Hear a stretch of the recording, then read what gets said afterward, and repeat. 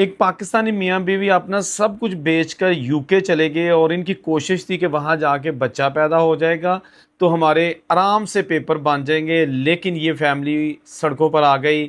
انہوں نے روز رونا شروع کر دیا۔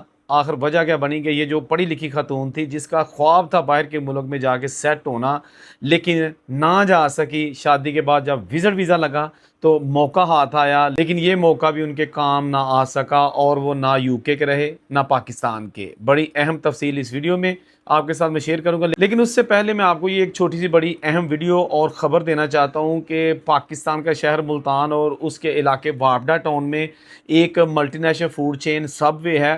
وہاں کے مینیجر کے ساتھ ایک گاہک نے ٹھیک ٹھاک قسم کی بدماشی کی اور اس کو مارا پیٹا تشدد کیا۔ وجہ جو مینیجر نے بتائی ہے یا جو ابھی تک تفصیلات سامنے آئی ہیں ان کے مطابق ایک آدمی جس کے ساتھ اس کی فیملی بھی تھی، بیگم تھی اور 3 لوگ اور بھی تھے، انہوں نے باہر سے کہیں سموسے خریدے اور دروازہ کھولا سب وے کا، اندر آ کے جناب 6 والی سیٹ جو تھی یا 5 والی وہاں بیٹھ کے اور سموسے کھانے شروع کر دیے۔ وہاں پر جو ویٹر تھا اس نے دیکھا کہ جی یہ لوگ یہاں سے کچھ آرڈر نہیں کر رہے، باہر سے ہی اپنے سموسے لے کے اور اندر آ کے کھا رہے ہیں۔ یہ بیسیکلی میں آپ کو ایک چیز بتا دوں کہ یہ پالیسی کے خلاف ہے۔ آپ کسی بھی جگہ جا کے نا، یہ جو باہر کے فوڈ چین ہوتے ہیں جو اچھے کھانے سرو کرتے ہیں، تو آپ اپنا کھانا لے کے وہاں جا کے نہیں کھا سکتے، یہ ان کی پالیسی ہوتی ہے۔ تو اس میں جو سٹاف ہے ان کا کوئی قصور نہیں تھا، انہوں نے جا کے آگے سارا آپ نے یہاں سے آرڈر نہیں کیا تو یہ ہمارے کسٹمرز کے لیے جگہ ہے، انہوں نے آگے سے بدتمیزی کی مبینہ طور پر جو تفصیل سامنے آئی ہے۔ اس کے بعد اس نے جا کے اپنے سپروائزر کو بتایا، فصیل اس کا نام میں، وہ آیا اور اس نے بھی آ کے جو ویڈیو میں دیکھا جاتا ہے پیچھے ہاتھ بندھے ہوئے ہیں اور سر نیچے ہے، اور ادب کے ساتھ جس طرح کی ان کی تربیت ہوتی ہے ان سے ریکویسٹ کی کہ آپ اپنے سموسے لیں اور یہاں سے چلے جائیں کیونکہ یہ ایک جگہ ہمارے کسٹمرز کے لیے، اور ویسے بھی جگہ جگہ کیمرے لگے ہیں، ہم اگر آپ کو بیٹھنے دیں گے تو یہ ہم پر آئے گا بعد میں کمپنی کی طرف سے، مینجمنٹ کی طرف سے کہ جی ایک بندہ کھا بھی کچھ نہیں رہا، باہروں لیا سموسے تھے ڈاندا پیا تے تسی انہوں آکھی کچھ نہیں۔ لیکن اس بندے نے اس کو مارنا شروع کر دیا، حالانکہ پہلا تھپڑ جب مارا تو وہ مینیجر جو سپروائزر اس نے چلنا وہاں سے شروع کر دیا، یہ پیچھے گیا اس کو مارنے کے لیے، پھر وہ اپنے سیکشن پہ چلا گیا جہاں کھانا تیار کرتے ہیں، وہاں جا کے اس کو مارنا شروع کر دیا، پھر وہاں سے بھاگنے لگا کیونکہ انہوں نے 15 پہ کال چلا دی تھی، باہر جا کے بھاگنے لگا تو پھر اس کے ملازمین نے جب اس بندے کو پکڑنا شروع کیا کہ جی پولیس کے حوالے کرنا ہے، تو وہاں پر بھی نہ صرف اس آدمی نے بلکہ اس کے ساتھ جو لوگ گئے ہوئے تھے انہوں نے بھی کوئی بیچ بچاؤ کرنے کی کوشش نہیں کی جو ابھی تک کی تفصیلات سامنے آئی ہیں۔ تو وہاں پر جناب ٹھیک ٹھاک ہنگامہ ہو گیا، ایف آئی آر درج کر لی گئی ہے۔ اب آپ نے مجھے کمنٹ کر کے بتانا ہے کہ خاص طور پر جو باہر کے لوگوں نے تو پتہ ہے کہ جی اب آپ باہر سے کے ایف سی کا برگر لے اور میک ڈونلڈ میں جا کے کھانا شروع کر دیں تو بس آپ کھا لیں تو ٹھیک ہے، ادروائز کو دیکھ لے گا وہاں کا اسٹاف تو وہ آپ کو منع کرے گا۔ اس کا یہ مطلب نہیں ہے کہ ان کی تھوڑی تنخواہیں ہیں اور آپ کا گھر وابڈا ٹاؤن میں تھوڑا اچھا ہے، 10 مرلے کا گھر ہے، یہ 1 کنال کی کوٹھی ہے تو وہ جناب 40,000 کا ملازم ہے، نہیں، انسان ایک جیسے ہیں۔ پاکستان میں اصل سسٹم کا مسئلہ پتہ کیا ہے؟ یہاں پر جو امیر آدمی ہے نا وہ سمجھتا ہے کہ پاکستان کا مالک وہی ہے، پاکستان کے ادارے اس کے انڈر ہیں، پاکستان کے جو ورکرز ہیں یہ کیڑے مکوڑے ہیں، وہ خاص سول آدمی ہے، وہ کا جو ہے نا وہ افسر آدمی ہے۔ ہر بندے کی ذہن میں ایک چیز آ چکی ہے کہ جی میں بڑی گاڑی میں آیا ہوں، اب مجھے منع کوئی نہ کرے، میرے سامنے جاؤ اونچی آواز میں بات کوئی نہ کرے، گھر پاویں دے کہتے سالن نہیں کدی پکیا، لیکن باہر جا کے اس طرح کے کرے گا کہ جیسے پتہ نہیں وہ بڑا 30 مار خواہ ہے۔ خیر مقدمہ درج ہو گیا، ابھی تک اطلاع کے مطابق ایک بندے کو گرفتار بھی کر لیا گیا ہے، لیکن ایسا نہیں ہونا چاہیے۔ عزت ہی انسان کے پاس ہوتی ہے، غریب آدمی کے پاس ایک صرف عزت ہوتی ہے، پیسہ تو اس کے پاس ہوتا نہیں ہے۔ اگر اس کی عزت بھی محفوظ نہیں ہے تو میرا خیال ہے کہ ایسے لوگوں کا پھر انجام ٹھیک نہیں ہوگا۔ میری درخواست ہے اعلیٰ حکام سے کہ اس سارے واقعے کی انویسٹیگیشن کی جائے اور دودھ کا دودھ پانی کا پانی کیا جائے۔ اب ہم بات کریں گے پاکستان سے ایک کپل یوکے گیا، وہاں پر ہوا کیا۔ یہ خاتون بینک میں جاب کرتی تھی اور اس کی کوشش تھی کہ اسٹڈی ویزے پر باہر جائے، لیکن نہ بن سکا۔ پھر اس کا ہسبینڈ جو تھا وہ بھی پڑھا لکھا انسان تھا، تو انہوں نے سوچا کہ اب ہم جناب یوکے جائیں گے کسی طریقے۔ اس کے ہسبینڈ کی آلریڈی اچھی ہسٹری تھی، ٹریول ہسٹری تھی وزٹ ویزے کے حوالے سے، لیکن اس نے دن رات کہا کہ ہمارا جب بچہ پیدا ہوگا تو اس سے پہلے ہم کوشش کریں کہ کچھ مہینے کے ہم یوکے چلے جائیں اور بچے کی پیدائش جا کے وہاں ہو، اس سے یہ ہوگا کہ ہمیں پیپر مل جائیں گے اور زیادہ سٹرگل نہیں کرنی پڑے گی۔ آپس میں کھچڑی پک گئی۔ اس کے بعد جناب انہوں نے ویزے کا بھی پروسیس شروع کر دیا اور پکے پیپر لینے کے لیے تو اس کے بعد انہوں نے دونوں پلان پر کام شروع کر دیا, ویزے کا بھی اور بچے کے ذریعے پیپروں کا بھی. ابھی بچہ پیدا نہیں ہوا, اچھا ان کا ویزا لگ جاتا ہے, کسی طریقے سے بھی لگ جاتا ہے, یہ وہاں پہ چلے جاتے ہیں. یو کے جا کے جب یہ بہنا شروع کر دیتے ہیں, وزٹ ویزے پر جاب نہیں آپ کو پتہ ملتی وہاں پہ.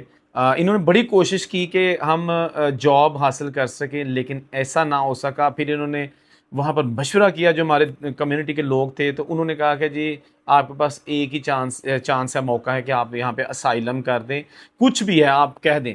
چلے انہوں نے جلدی سے کوئی جھوٹی سچی کہانی ایسی خام خواہ بنا کے تو اپلائی کر دی کہ جی پاکستان میں ہم یہ تھے, ہمیں یہ ہو گیا وہ ہو گیا. مطلب کچھ انہوں نے رنگ دینے کی کوشش کی.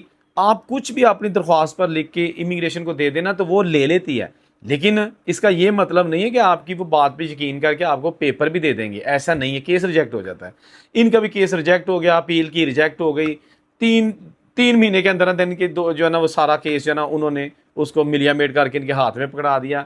ابھی ان کے بچہ بھی نہیں پیدا ہوا تھا, لیکن ان کا ٹارگٹ وہی تھا. اس کے بعد انہوں نے جناب جاب کے لیے ہاتھ پاؤں مارے. لڑکی کچھ کام نہیں کر سکتی تھی اس حوالے سے, کیونکہ اب یہ وہاں پر شروع سے نہیں رہ رہی تھی, عادی نہیں تھی کہ کیسے ہوٹلوں میں کام کرتے ہیں, ایز اے ویٹر کیسے کام کرتے ہیں. بینک میں جاب کرتی تھی بیٹھ کے سارا دن, اور خود کو آفیسر. اس کا ہسبینڈ بھی ایسے ہی کبھی ڈش واشر کبھی کچھ کام کرتا تھا. لیکن ان کو کچھ مہینوں کے اندر ہی پتہ چل گیا کہ یہ جو ہم نے سٹیپ لیا نا, یہ بہت ہی غلط سٹیپ لیا گیا ہے. اچھے بھلے پیسے کما رہے تھے, اچھی بھلی جاب تھی, اسٹڈی ہم نے کی ہوئی تھی, اور یہاں آ کے ہم غیر قانونی طریقوں سے اپنے پیپر لینے کے لیے جو جھوٹ بول رہے ہیں اور اسٹرگل کر رہے ہیں, اس کا فائدہ نہیں ہونے والا. گھر والوں سے بھی انہوں نے مشاورت جاری رکھی. گھر والوں نے بھی جب ان کے حالات دیکھے کہ یہ تو وہاں پر اپنا خرچہ پورا کرنے کے قابل بھی نہیں ہے, تو ابھی پتہ نہیں بیبی بھی ہو جائے گا تو پیپر بنے گے کہ نہیں بنے. لوگوں نے ان کو بتا دیا کہ پیپر پھر بھی نہیں بنیں گے. تو بڑا یہ ان کو جو ہے نا کافی مایوسی ہو گئی. انہوں نے اب فیصلہ کرنا تھا کہ کریں کیا, پاکستان واپس چلے جائیں یا پھر جیسے تیسے بھی ہے یو کے میں ہی رہیں. لیکن انہوں نے ساری جو وہاں پہ فیملیز ان کے حلقہ با میں آ چکی تھی, سب سے جب مشورہ کیا تو انہوں نے کہا دیکھیں, آپ لڑکی کو کہا کہ آپ تقریباً 1.5 لاکھ روپیہ پاکستان میں بینک کی جاب سے کما رہی تھی, 1,40,000 اس کی سیلری تھی. لڑکا بھی ٹھیک ٹھاک پیسے کما رہا تھا, تو آپ چلے کم از کم 3 لاکھ یا 2.5 لاکھ مہینے کا آپ دونوں کما رہے تھے. آپ کو مصیبت کیا پڑی ہے کہ یہاں آ کے پیپر لینے کے لیے وہ بھی پیپر نہیں ملیں گے, مطلب وہ بھی نہیں.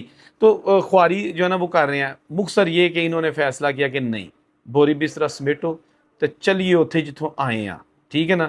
انہوں نے جناب بالکل فیصلہ کر لیا, گھر والوں سے مشورہ بھی نہیں کیا, اور ٹکٹ کرا لی. اور اس کے بعد یہ آگے پاکستان آ کے پھر انہوں نے یہ میسج دیا کہ کبھی بھی بغیر سوچے سمجھے اس طرح کا قدم نہ اٹھائیں اگر آپ پاکستان میں صاحب حیثیت ہیں تو.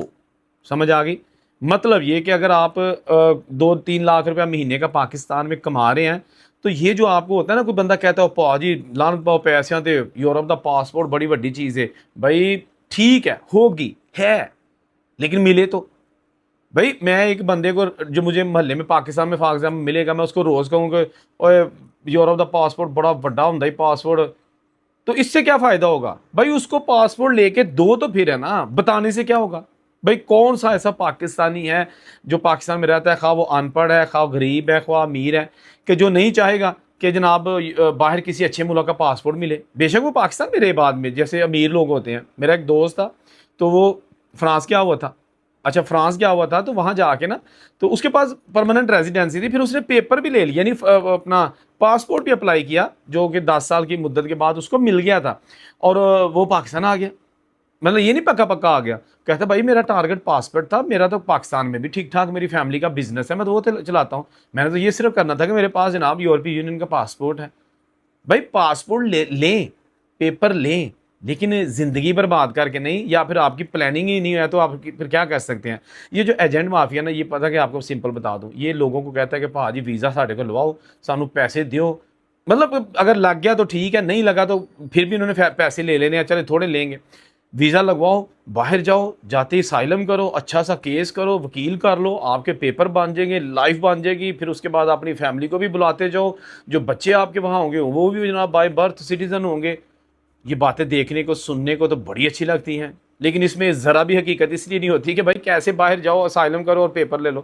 ایسا بہت مشکل ہے, ناممکن نہیں ہے, لیکن آسان نہیں ہے. لہٰذا کوشش کریں کہ کوئی بھی قدم اٹھانے سے پہلے ہزار بار سوچ لیں کہ اس سے ہمیں فائدہ کتنا ہو سکتا ہے، نقصان کتنا ہو سکتا ہے، کیا ہم آگے جس مقصد کے لیے جا رہے ہیں وہ پورا ہوگا، یا جو ہمارا آلریڈی سسٹم ہے وہ بھی جاتا رہے گا. خاص طور پر بڑی جو ہے نا اس طرح کی طلب ہوتی ہے، خاص طور پر جو مڈل ایسٹ میں رہتے ہیں، دبئی، سعودیہ، یو اے وغیرہ، قطر، مسقط. تو ان کو یہ بڑا ہوتا ہے کہ بھائی جان 5 سال ہو گئے نے اتنے کوئی فیوچر نہیں ہے گا، سانو اسپین گھال دیو، فرانس گھال دیو. میرے سے اکثر رابطہ کرتے ہیں. میں ان کو کہتا ہوں کہ آپ کیا کام کرتے ہو، فار ایگزامپل سعودیہ میں کیا کام کرتے ہو؟ کہتا جی میں ٹھیکیدار ہوں. میں نے کہا کتنے پیسے کما لیتے ہو؟ کہتے بھائی جان پاکستانی کو 4 لاکھ روپیہ بچ جاتا ہے. تو میں نے کہا کہ بھائی چپ کر کے بیٹھے رہو، چپ کر کے بیٹھے رہو. فرانس جا کے آپ 4 لاکھ نہیں کما سکتے، نہیں بچا سکتے. کما تو سکتے ہیں لیکن بچا نہیں سکتے، خرچہ بہت زیادہ ہو جاتا ہے اور زیرو سے سٹارٹ کرنا پڑے گا. لیکن کوئی نہیں مانتا، کیا کر سکتے ہیں. جہاں رہیں خوش رہیں. اورنگزیب کو اجازت دیجیے، اللہ حافظ.